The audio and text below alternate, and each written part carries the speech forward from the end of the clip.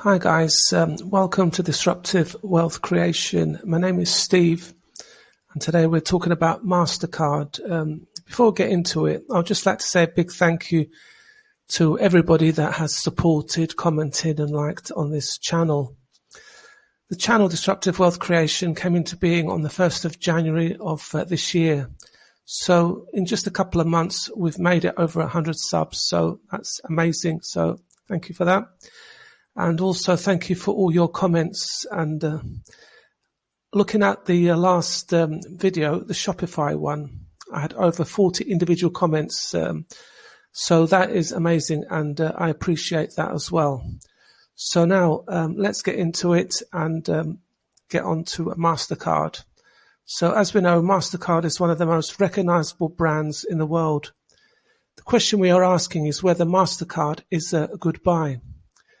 So what we're going to do is have a quick look at the company, where it's come from, where it's going, what it's done, do a stock analysis and see where that takes us.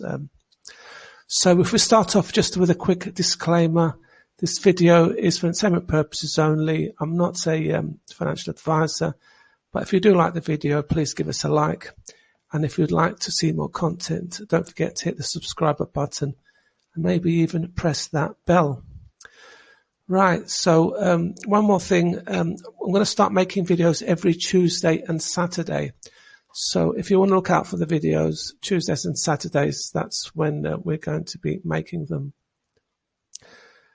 So Mastercard, they're based, the headquarters is based in a place called Old Fallon in Missouri, USA.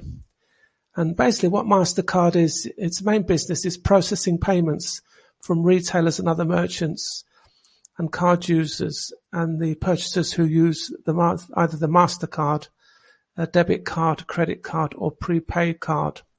So effectively, to be clear, Mastercard is not a bank. So any interest or late fees that are paid to the bank, not to Mastercard. What Mastercard do is they charge a fee to the bank that has issued the card with their logo on it. So that's how they make their money. In terms of ranking, they are placed number 2 with Visa being number 1. Historically, in brief, they set up in 1966 with a group of other banks and formed an international association called the Card Association. And in 1969, they called themselves Mastercharge, and then 10 years later, they changed their name to Mastercard. In 1977, Mastercard launched its priceless TV commercial with a dad taking his son to a baseball match. And at the baseball match, he buys his son, obviously, the tickets to get in. He buys him the soda, he buys him the burger, and the drink, and the autographed baseball. The advert basically says that there are some things that money can't buy, which is obviously the love and the care, but for everything else, there is Mastercard. So this priceless advert, as they called it, was very successful.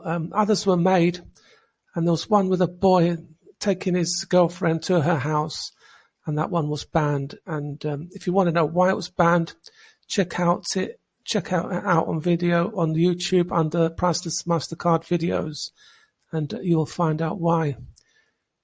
In many ways, Mastercard was a bit of a trendsetter and probably still is. In 1983, Mastercard became the first bank to use holograms as part of their card security. Nowadays, they have like a biometric scanner on the card. So when you put the card into the reader, what you actually do is you put your thumb onto the biometric scanner, and that identifies you as a person. So there's no longer any requirement or need for signatures on cards. If you're wondering what the magnetic strip is used for, basically it holds 3 tracks of information. The first one is the name, the expiration date, and the personal data like your PIN and your credit limit. The second is the account number, start dates, and the third track that holds information about how much you use the ATM. In 2002, Mastercard merged with Europay International, so basically it joined the European market, and it just meant that more people could use Mastercard, and they brought out the Eurocard in 1992. In March 2012, Mastercard announced their expansion of their mobile contactless payments program, and that included going into markets across the Middle East. And then in 2014, Mastercard acquired Pinpoint, which was a leading Australian rewards company.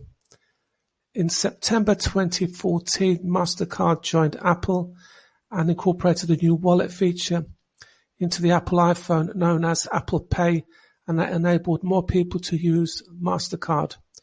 So you can see that they've been pretty busy doing lots of different stuff. So now let's have a look at the financials over a 5-year period. If we look at the revenue, we can see that it's been steadily going up until 2020. Mastercard say that the dip in 2020 was largely due to the fact that they issued fewer cards, and also people used the cards less during the pandemic. If we look at the operating income and also look at the net income, we can see that the same trend exists there as well, where there's a build up, the figures are going up and up and up, and then we get to 2020 and they dip a bit. For dividend investors, however, there is some good news, and that is the dividends have been going up each year relentless. So what about the first quarter? Well, in the first quarter, Mastercard reported a net income of $1.8 billion. Their net revenue totaled $4.2 billion, and that was up from $4 billion. Analysts had forecasted that they would make $4 billion in revenue. So with it going up, they actually beat the analysts. So that was good news for Mastercard. In terms of what Mastercard are going to be spending their money on, at a Bloomberg conference call, it was stated that they would be spending more money on cybersecurity products, advertising, and also on marketing. So when did Mastercard IPO? Well, they IPO'd in 2006 under the ticker symbol MA, selling 95.5 million shares at $39 each. The market cap now is around $363 billion, and the amount of shares in circulation issued now is 991.5 million shares. If we look at the share chart, we can see that overall it's been steadily going up despite a few little dips.